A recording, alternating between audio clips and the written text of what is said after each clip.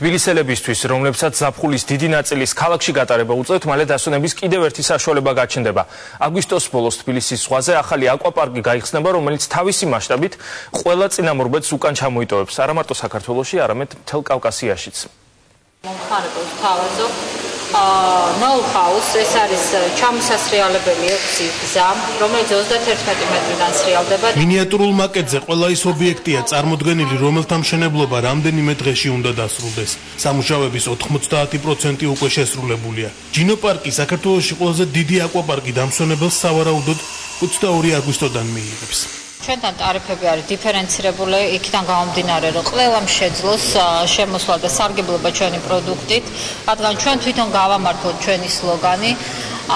ტარიფები იქნება 12 ლარიდან 115 ლარამდე. ეგრეთ წოდებული კამიკაძე ატრაქციონი, 25 მეტრიანი ოლიმპიური აუზი, ფრენბურთისა და მინი ფეხბურთის ქვიშის მოედნები, ღია და დახურული კაფეები, სპა ცენტრი, ჯაკუზები და აუზები ახალ აკვაპარკში აგვისტოს ბოლოს ამუშავდება. მოსახლეობა მიიღებს ისეთ სამსახურებს, როგორიც არის ჩიპებით მომსახურება, ტუალეტები, დუშები, დასასვენებელი შეზლონგები, კაფე-ბარები,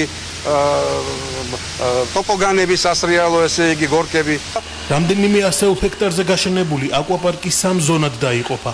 აკვაპარკი წელიწადის 4-ვე სეზონზე იმუშავებს. მშენებლობისა და უსაფრთხოების ხარისხს უცხოური კომპანიები აკონტროლებენ.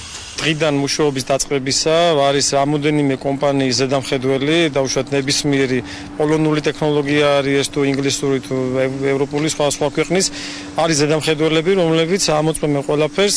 თბილისის ზღვაზე მდებარე აკვაპარკის მშენებლობა დღეს თბილისის მერმა დაათვალიერა. გიგი უგულავამ თბილისში გამოთავისუფლებული ტერიტორიების განვითარებაზე ისაუბრა. გამოთავისუფლებული ტერიტორია, გარდა იმისა, რომ თბილისის განვითარებას ემსახურება, გარდა იმისა, რომ ახალი სამუშაო ადგილების შექმნას ემსახურება, ეს რკინიგზა ჭრის ქალაქს და აქეთ ამხარას არაძლევს განვითარების შესაძლებლობას.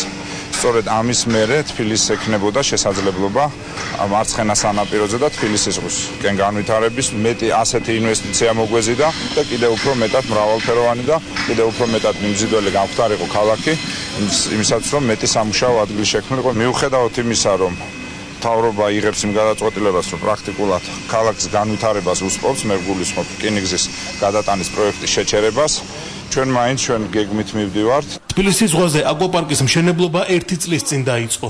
პარკის მეპატრონეები ამბობენ, რომ წელიწადში 800,000 დამსვენებლის მიღებას შეძლებენ.